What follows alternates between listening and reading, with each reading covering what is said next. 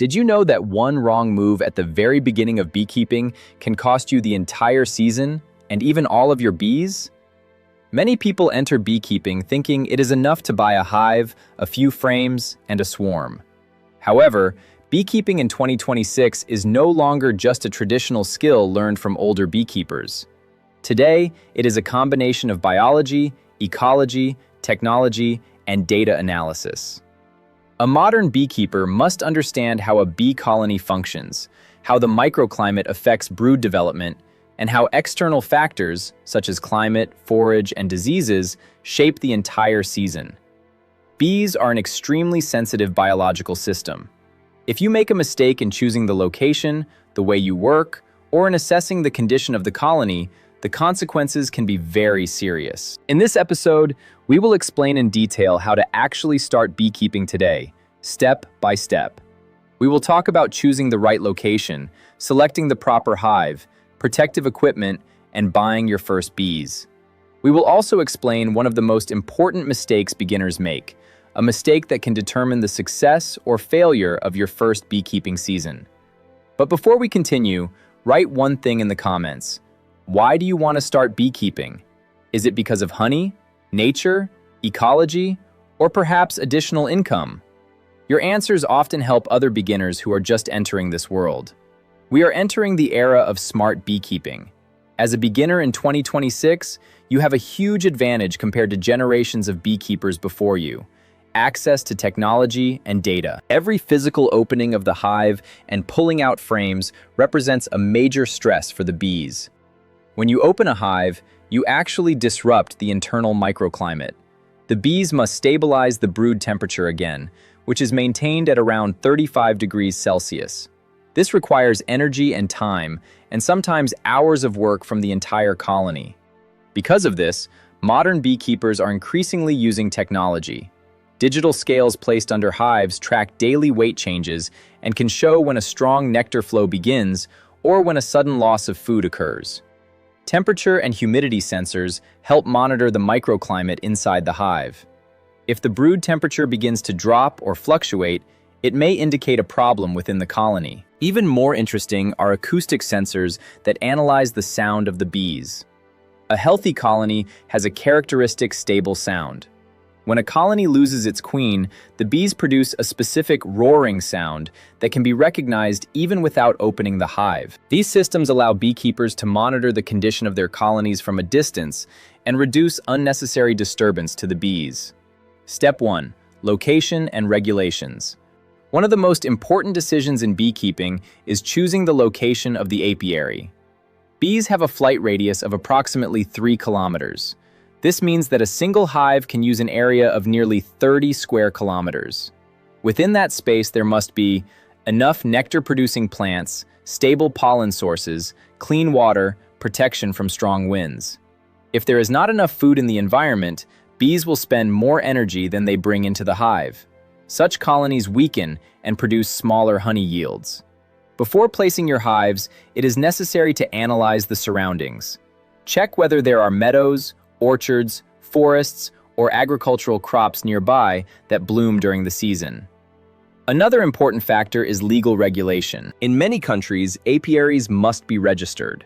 In the United States, some states require official registration of apiaries. In the United Kingdom, there are rules for urban beekeeping and often an obligation to notify neighbors. In the European Union, apiaries are frequently part of agricultural registration systems. Therefore, the first step is simple. Before buying bees, check the local regulations. Step 2. Choosing a hive. The next step is choosing a hive system. There are several standards used around the world, but a few dominate modern beekeeping. In the United States and Australia, the standard is the Langstroth Root Hive, LR. This system uses standardized boxes and is very popular because of its simplicity. In the United Kingdom, the national hive is widely used and adapted to local beekeeping traditions. In much of Europe, the Dadant-Blatt hive, DB, is popular because of its large brood chamber, which supports strong spring development. The LR hive is also widely used across Europe. As a beginner, it is best to choose the hive system most commonly used in your region. This makes it easier to obtain equipment, frames, and bee colonies. Step 3. Protective equipment. Many beginners want to work without protective gear because they have seen experienced beekeepers do it. This is a major mistake. Until you gain significant experience, always use protective equipment. Basic equipment includes a ventilated beekeeping suit, a protective veil or hat, gloves, a smoker, a hive tool for separating frames. The smoker plays a very important role. Cool smoke calms the bees and reduces their defensive behavior. Quality equipment not only protects the beekeeper, but also allows calmer and safer work with bee colonies. Now we come to one of the most important pieces of advice in this episode. Never start beekeeping with only one hive. Why? Because beekeeping works on the principle of comparison. If you have only one hive and you notice that the colony develops slowly, as a beginner, you will not know whether this is normal for that time of year due to weather conditions or a sign of a serious problem.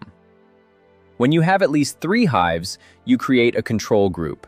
If 2 colonies rapidly develop brood and bring in pollen while the third one lags behind, you immediately know there is a problem. In addition, beekeeping is based on cooperation between colonies. If one hive loses its queen, you can add a frame of young brood from another hive. The bees will raise a new queen from that brood, and the colony will recover. With only one hive, that option does not exist. When purchasing your first bees, the best option is to start with Nucleus colonies, small colonies established on 5 frames. These colonies are more stable than captured swarms and usually come with a young queen. Buy bees from local and reliable breeders. Locally adapted bees handle climate conditions better and often show greater resistance to diseases. In Europe, the most common strains are carniolan bees, Apis mellifera carnica, and buckfast bees. In some parts of Asia, beekeepers also work with Apis cerana, a native species with different mechanisms for dealing with parasites. One of the biggest mistakes beginners make is expecting large honey production in the first year. The first season is not a honey production season. The first season is a learning season. During the first year, your goal is to learn what healthy brood looks like, how to recognize pollen intake, how bees react to weather changes, and how a colony prepares for winter. If your bees survive the winter strong and healthy, you are already a successful beekeeper. Honey usually comes as a reward in the second season. Now, a question for viewers. If you plan to start beekeeping, what seems most difficult to you? Choosing the location, buying bees equipment, or working with bees? Write your answer in the comments. Your experience can help other beginners. Beekeeping is much more than a hobby.